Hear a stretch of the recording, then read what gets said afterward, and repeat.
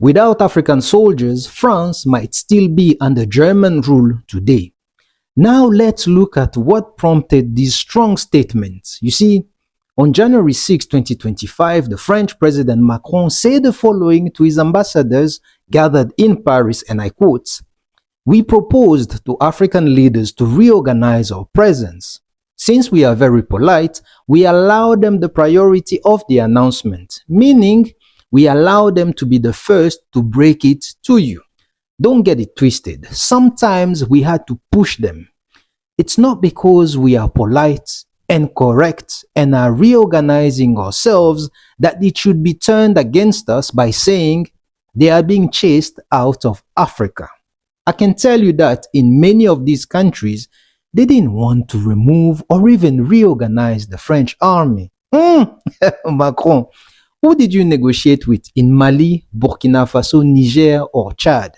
You see, miles away in Dakar, Senegal, the Prime Minister Ousmane Sonko had plenty of time for the French president, and he quickly reacted by stating, and I'm paraphrasing with a bit of spice because I'm African. That's not the case for Senegal. No discussion or negotiation took place. We decided as a free, independent, and sovereign country. But Macron added, "I believe they've forgotten to say thank you. But it's not a big deal. It will come with time. And gratefulness is not a contagious disease to humans." However, I say this to all African leaders who lacked the courage to acknowledge that their countries wouldn't be sovereign today without French troops in their region.